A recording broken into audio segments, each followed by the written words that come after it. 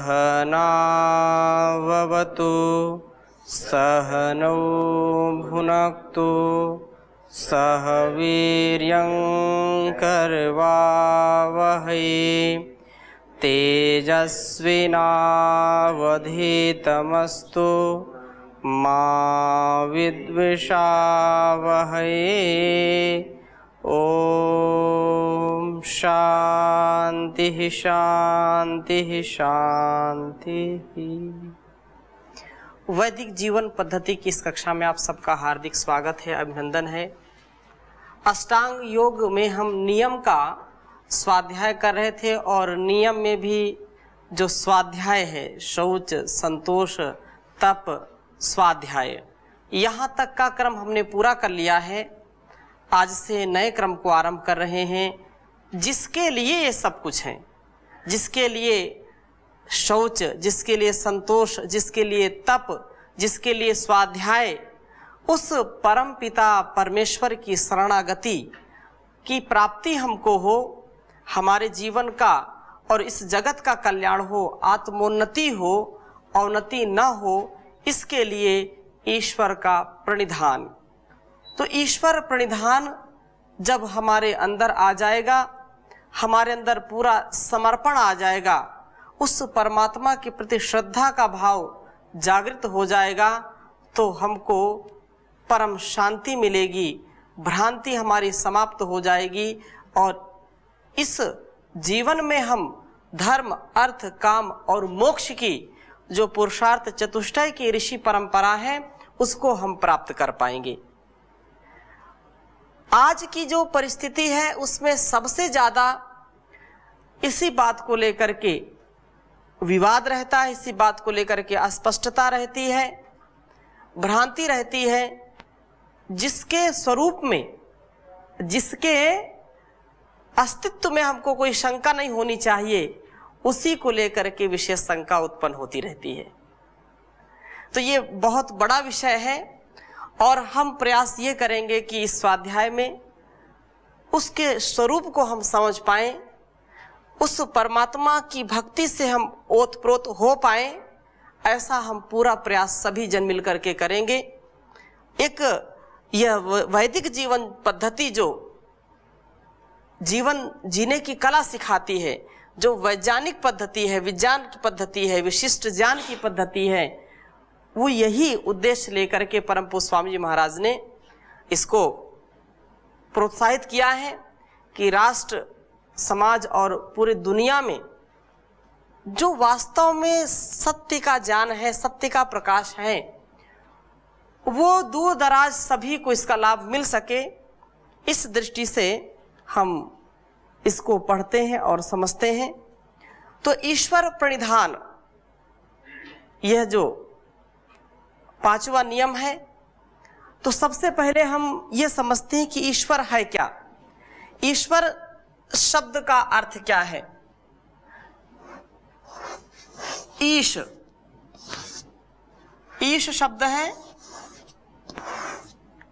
और ये ऐश्वर्य के अर्थ में गिना जाता है। ईश ऐश्वर्य, ईश ऐश्वर्य,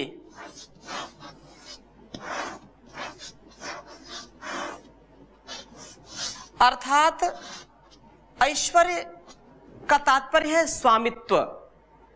जो संपूर्ण संसार का स्वामित्व का भार लिए हुए है, जो सबका स्वामी है, जो सबसे परम ऐश्वर्य युक्त है, जिसके अस्तित्व में कोई न्यूनता नहीं है, वह क्या कहलाता है? वह ईश्वर कहलाता है। ईश ऐश्वर्य से क्या हो गया? ईश्वर। ईश्वर अर्थात परमात्मा सबसे ज्यादा ऐश्वर्यशाली है और वह ईश्वर सबका स्वामी है। ऐसा कोई संसार में नहीं है जो उस परमात्मा से बढ़कर के हो। वो सबका मालिक है, सबका स्वामी है, सबसे ज्यादा ऐश्वर्यशाली है, इसलिए उसको ईश्वर कहते हैं। वो पिताओं का भी पिता है, इसलिए उसको परम पिता कहते हैं। तो यह परमात्मा जो ऐश्वर्यशाली है, जो ईश्वर कहलाता है, और ईश्वर से फिर हम ईश्वर प्रणिधान, प्रपूर्वक, प्रकर्षण, निधान, प्रणिधान, फिर प्रा है तो रेफ और शा के बाद ना को ना हो जाता है, ना को यहां पर हो गया, निधान को अणि हो जाएगा, प्रणिधान हो जाएगा। ऐसे जब हम अलग से लिखेंगे तो प्रणिधान, निधानम, प्रणिधानम, निधानम, प्रणिधानम। प्रणिधानम का मतलब क्या है? प्रणिधानम अर्थात ईश्वर के प्रति, ईश्वरे प्रणिधानम, ईश्वर में पूरा विश्वास करके, पूरा समर्पण करके सब कुछ उसको सौंप देना।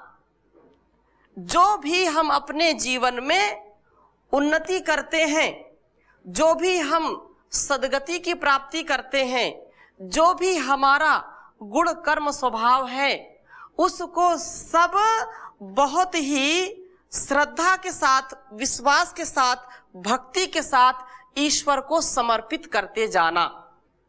ये क्या कहलाता है? ईश्वर प्रणिधान कहलाता है। जैसे कोई शिशु, कोई बच्चा अपनी मां के गोद में आकर के अपने आप को पूरा समर्पित कर देता है, बिल्कुल निश्चिंत हो जाता है, निर्भर हो जाता है, किसी प्रकार का उसके अंदर विकार नहीं रह जाता है। वैसे ही जब हम परम पिता परमेश्वर की गोद में बैठ करके सब कुछ उसको सौंप करके निर्भर हो जाते हैं, निर्विकार हो जाते हैं, तब हमारा उद्धार होता है। ये ईश्वर प्रणिधान का भाव है। और ऐसा जो व्यक्ति करता है, वास्तव में वही सच्चा साधक है, वही सच्चा योगी है, वही सच्चा ज्ञानी है। क्योंकि हम चाह करके भी कुछ नहीं कर सकते हैं। वो सारी शक्ति का दाता, वो विधाता है, वह जगन माता है, जगत जननी है, जो हमको ऐसी शक्ति से उत्प्रोत करता है। हमारी दृष्टि में देखने की शक्ति देता है, हमारे कानों में सुनने की शक्ति देता है, हमारी नासिका में सूंघने की शक्ति देता है, हमारी जिह्वा में चखने की, रसास्वादन की शक्ति देता है, हमारे त्वचा में स्पर्श के संवेदनशीलता को समझने की शक्ति देता है, हमारे हृदय में करुणा देता है, हमारे मस्तिष्क में श्रद्धा प्रदान करता है। तो वह परमात्मा सब कुछ देने वाला है, इसलिए उसको विधाता कहते हैं, उसको स्वामी कहते हैं, उसको ईश्वर कहते हैं। और उसके प्रति जब हम पूरा समर्पित हो जाते हैं, सब कुछ उसको सौंप करके अपने जीवन को जीते हैं, तो वही ईश्वर प्रणिधान कहलाता है। उसी से हमारे अंदर का जो अहंकार है, जो हमारे अंदर का अभिमान है, जो हमारे अंदर की खोट है, वह तत्काल नष्ट होती है और हम पवित्र हो जाते हैं। लक्ष्य की प्राप्ति हमको होती है। हम कभी भी लक्ष्य से विमुख नहीं होते हैं, कभी भी पथ से कुपथ की ओर नहीं जाते, सुपथ की ओर सदा बढ़ते रहते हैं।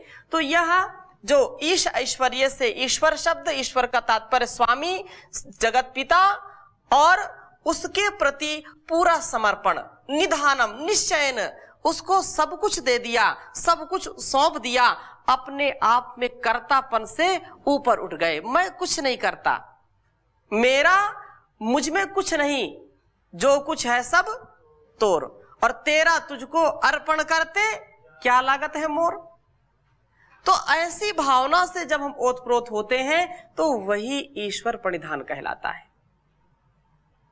जब इस जगत में आकर के, इस संसार में आकर के हम उसके प्रति 100% अनकंडीशनल सरेंडर, कोई शर्त नहीं, कोई शर्त नहीं, बिना शर्त के हम जब पूरा समर्पित होते हैं, तो वही ईश्वर प्रणिधान है। और यदि शर्त लगती है तो शर्त में फिर वह ईश्वर परिधान नहीं, वो तो फिर व्यापार है, और व्यापार में कभी उद्धार नहीं हो सकता, जीवन का परिष्कार नहीं हो सकता, उपहार नहीं मिल सकता है, तिरस्कार मिलेगा, हमारा जीवन सुपथ की ओर नहीं जाएगा।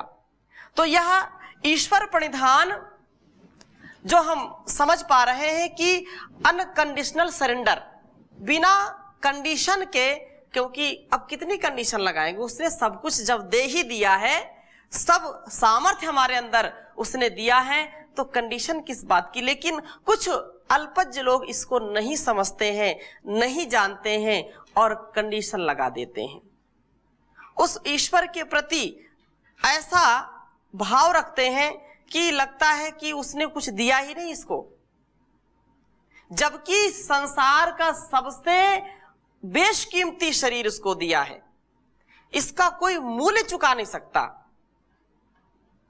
कोई बहुत ज्यादा पीड़ित व्यक्ति, बहुत गरीब व्यक्ति परेशान है, घर में जो है निर्धनता है, वो घर की निर्धनता से पीड़ित होकर के जंगल की ओर भाग गया, घर छोड़ करके, और जंगल में खूब दुखी होकर के रो रहा है।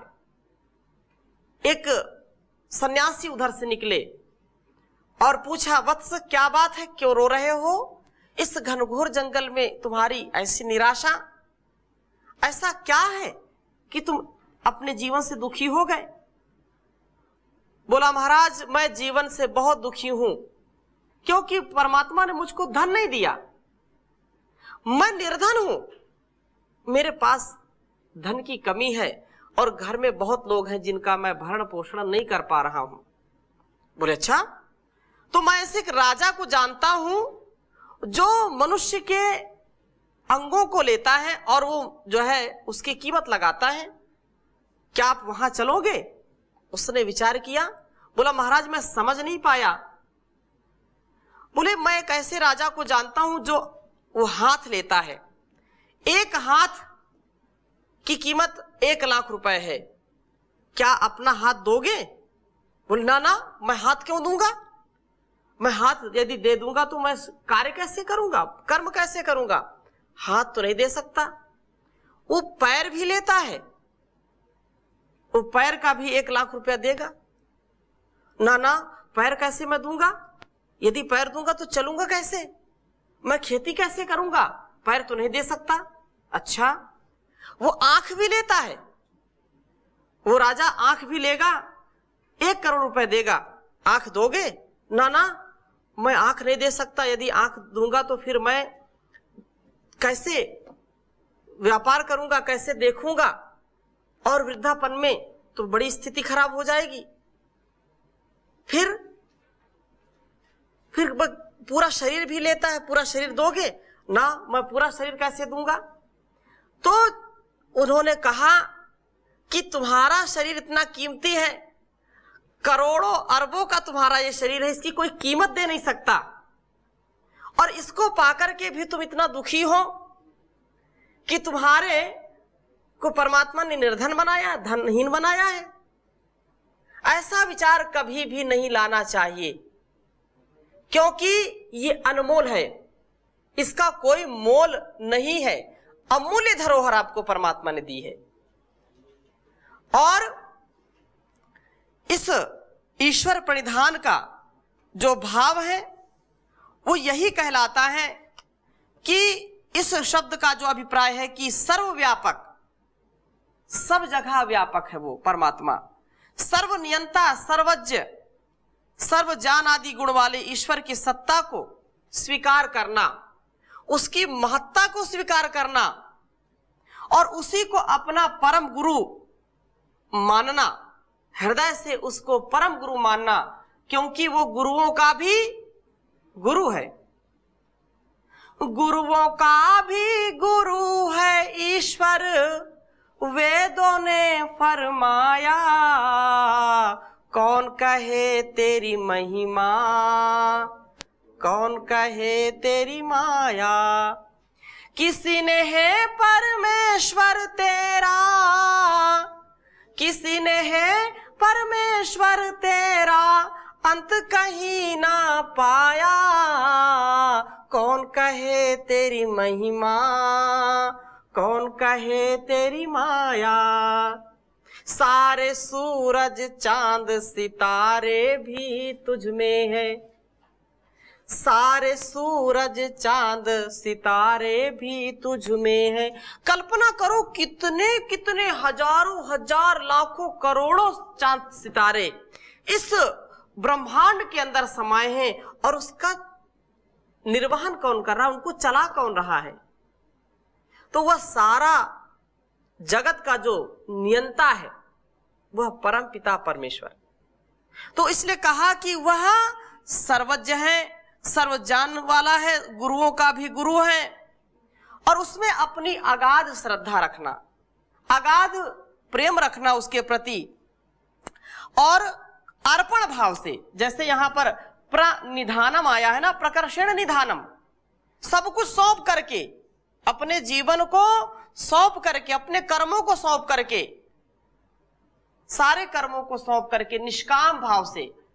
ईशोपनिषद का जो द्वितीय मंत्र है आपको याद होगा, कुर्वन्निवेह कर्माणि जिजी विशेषतम समाह एवं त्वयि नान्यथे त्वस्ति न कर्म लिप्यते नरे। 100 वर्ष से भी अधिक इस संसार में रहने की और वेदानुकूल कर्म करने की आप इच्छा रखो, और वहां निष्काम भाव से, एवं इस प्रकार से त्वयि नान्यथे त्वस्ति, तुम्हारे अंदर तुम्हारे किए हुए कर्म तुमको लिप्त नहीं करेंगे, तुमको बांधेंगे नहीं। ईश्वर की भक्ति से ओतप्रोत होकर के जब हम कर्म करते हैं तो हमारे कर्म दिव्य बन जाते हैं, दिव्य कर्म हो जाते हैं, वो सकाम कर्म दिव्य कर्म हो जाते हैं, निष्काम भाव आ जाता है उनमें। नहीं तो ऐसे मैं ऐसा हूं, मैं वैसा हूं, मैं ऐसा करता हूं, वो ऐसा करता है, वो ऐसा करता है। तो ऐसा प्रेम हो कि मां की गोद में आकर के जब बच्चा मां से और अपने से बिल्कुल अलग नहीं, एक हो जाता है, ऐसा भाव होना चाहिए। जान जब आएगा तो परमात्मा में मैं व्यवस्थित हूं, ऐसा भाव आता है। और जब भक्ति में लबालब भर करके प्रणिधान करते हैं ईश्वर का, तो वो बोलता है तू ही तू है, तू ही तू है। वो भक्ति से तू ही तू का जो है जान होता है, और जान से मैं का होता है कि मुझ में सब कुछ है, उस परमात्मा की शक्ति है। और जहां न ज्ञान है और न जहां भक्ति है वहां तू तू मैं है, हा? वहां तू तू मैं है। लेकिन जहां ज्ञान है, जहां भक्ति है, वहां या तो ईश्वर में मैं हूं या मुझ में ईश्वर है। ये ईश्वर प्रणिधान है। ऐसे ज्ञान से हम महान बनते हैं। इस ज्ञान से जब हम महान बनेंगे तो जहान भी महान बनेगा। तो इसलिए कह रहे हैं कि उस ईश्वर की भक्ति, उसका निष्काम सेवा और क्रियाओं के फल का परित्याग करके निष्काम कर्म करना, इस ईश्वर परिधान करने से अभिमान आदि दोषों की निवृत्ति तथा विनय आदि सद्गुणों की वृद्धि होती है। अभिमान नहीं होता, क्योंकि अभिमान करने वाले कितने आए और कितने चले गए।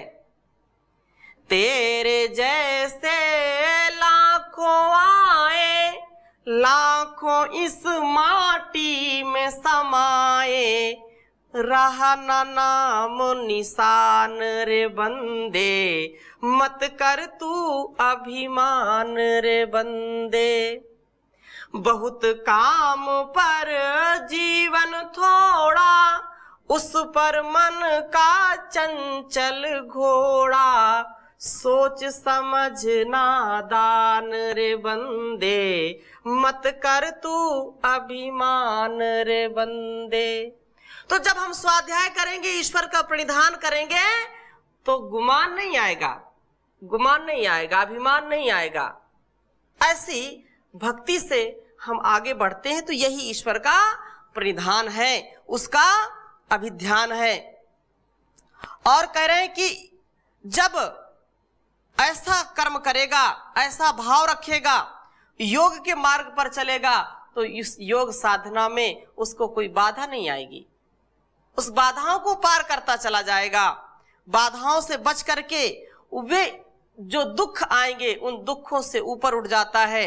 छोटे छोटे सुख दुख में वो चंचल नहीं होता, वो अपने आप को भटकाता नहीं है, उन दुखों के जालों को काट जाता है। इस प्रकार योगी पुरुष सोते जागते चलते फिरते उठते बैठते खाते पीते प्रत्येक क्रिया को करता हुआ भी यम नियमों के पालन में स्वस्थ रहता है और हिंसा आदि दोषों से बचा रहता है और संसार में जन्म मरण के बीज जो कारण कर्माशय को दग्ध बीज करके जो है फलोन्मुख करने में असमर्थ करता हुआ उनको जो हमारे दुर्गुण है, दुर्व्यसन है, दुर्व्यवहार है और कुसंस्कार हैं उनको दग्ध बीज करता हुआ धीरे धीरे मोक्ष का अधिकारी बन जाता है, जो ईश्वर का प्रणिधान करता है, जो ईश्वर के प्रति पूरा समर्पित रहता है, पूरा उसका गुणगान करता है। तो यह विशेष ईश्वर का प्रणिधान ये हमको समाधि की ओर ले जाता है। और समाधि समाधानम, सारे जो संसार के व्यवधान हैं, जो समस्याएं हैं, उनका समाधान क्या है? समाधि। समाधि एवं समाधानम, योगा समाधि, समाधि समाधानम, ये जीवन का राज है। इस जीवन को ऐसे जो व्यक्ति जीता है वही समाज का कल्याण कर सकता है, वही राष्ट्र का कल्याण कर सकता है, वही अपने आप का कल्याण कर सकता है। तो ईश्वर का प्रणिधान, उसको अपना सब कुछ मानना।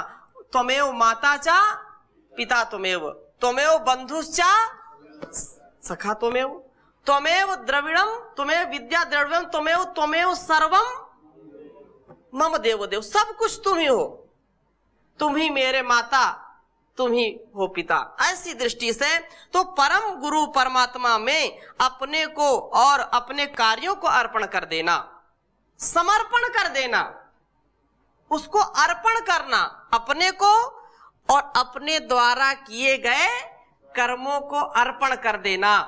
ये सरल भाषा में हम समझे तो यही ईश्वर प्रणिधान है, यही ईश्वर प्रणिधान है। इस प्रकार के अनुष्ठान व ऐसी भावना से भगवान के प्रति भक्ति का उद्रेक जागृत होता है तथा बाह्य व्यवहार से चित्त हटा रहता है। और जब हम कोई भी क्रिया करते हैं, सोना जागना उठना बैठना, ये सारी चीजों को हम ध्यान में रखते हुए उस परम पिता परमेश्वर के लिए बिल्कुल समर्पित होकर के जब अपने भावों को रखते हैं तो वह परमात्मा भी हमको ग्रहण करता, हमको स्वीकार करता है। सहज स्वीकृति हो जाती है। अपने जीवन को, अपने कार्यों को, कर्मों को सब सौंप देना। अब मैं तेरा हूं, जैसा भी हूं, अच्छा हूं, बुरा हूं, भला हूं, सब तेरा ही हूं। अब मारो या उबारो, ये सब आपकी इच्छा के ऊपर है। भगवान, हे ईश्वर, हे परम पिता परमेश्वर, मुझको ऐसा ज्ञान दो, सद्विवेक दो कि जिससे मैं एक पल के लिए भी आपको भूलूं नहीं। और इस जीवन में जो कुछ भी मैं उपलब्धि को प्राप्त कर रहा हूं, जो कुछ भी मैं हूं, वो आपके ही कारण हूं।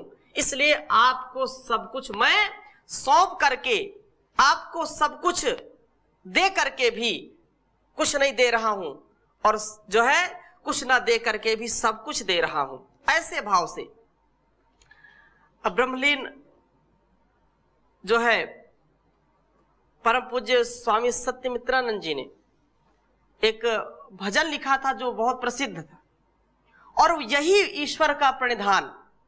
क्योंकि यदि हमको शास्त्र की भाषा कम समझ में आए तो हमको प्रार्थनाओं से, भजन से, लोक व्यवहार से समझ लेना चाहिए। तो उनके भजन को भी बहुत प्रसिद्ध है, आप जानते हैं, कभी कभी मैं बीच बीच बोलता भी रहता हूं कि जैसे कहा कि प्रणिधान, ईश्वर का प्रणिधान, तो उसको सब कुछ सौंप देना, अपने आप को सौंप देना और अपने कर्मों को भी सौंप देना। तो ये भाव अब सौंप दिया इस जीवन का सब भार तुम्हारे हाथों में, है जीत तुम्हारे हाथों में, नहीं हार तुम्हारे हाथों में। कुछ लोग बोल देते हैं कि अब जीत तुम्हारे हाथों में, हार तुम्हारे हाथों में।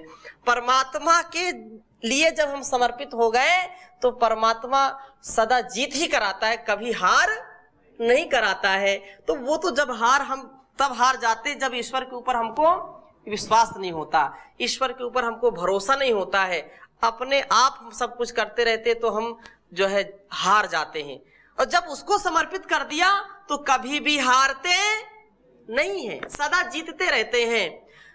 तो अब जीत तुम्हारे हाथों में, नहीं हार तुम्हारे हाथों में, अब सौंप दिया इस जीवन का सब भार तुम्हारे हाथों में। मेरा निश्चय है एक यही, एक बार तुम्हें मैं पा जाऊं, अर्पण कर दूं जगती भर का, अर्पण कर दूं जगती भर का सब प्यार तुम्हारे हाथों में, है जीत तुम्हारे हाथों में, नहीं हार तुम्हारे हाथों में। जो जग में रहूं तो ऐसे रहूं जैसे जल में कमल का फूल रहे। ये बहुत बड़ी बात है। काजल की कोठरी में कैसो ही सयानो जाए, एक लीक काजल की लागिए पे लागिए। संसार की इस काल कोठरी में आकर के दाग तो लगता ही है, लेकिन दाग से बेदाग रहे उसके लिए ईश्वर परिधान है? चदरिया झीनी रे झीनी, राम नाम बिन झीनी, दास कबीर ने ऐसी ओढ़ी ज्यों की त्यों धर दीनी, चदरिया झीनी रे झीनी। तो ऐसे ईश्वर के प्रणिधान से हम बेदाग रहेंगे। जो जग में रहूं तो ऐसे रहूं जैसे जल में कमल का फूल रहे, मेरे सब गुण दोष समर्पित हो भगवान तुम्हारे चरणों में। अब सौंप दिया इस जीवन का सब भार तुम्हारे चरणों में। यदि मानव का मुझे जन्म मिले, यदि मानव का मुझे जन्म मिले, तो तेरे चरणों का पुजारी बनूं, इस पूजा की एक एक रग का हो तार तुम्हारे चरणों में, है जीत तुम्हारे हाथों में, नहीं हार तुम्हारे हाथों में। जब जब संसार का कैदी बनूं, निष्काम भाव से कर्म करूं, फिर अंत समय में प्राण तजूं, निराकार तुम्हारे चरणों में। अब सौंप दिया इस जीवन का सब भार तुम्हारे चरणों में। ऐसे भावों को हम हर पल हर क्षण जीते रहें और इसका आनंद लेते रहें। तो ऐसी शुभकामना के साथ आज की कक्षा को यहीं विराम देते हैं। शेष चर्चा अगली कक्षा में करेंगे। ओम शांति शांति शांति।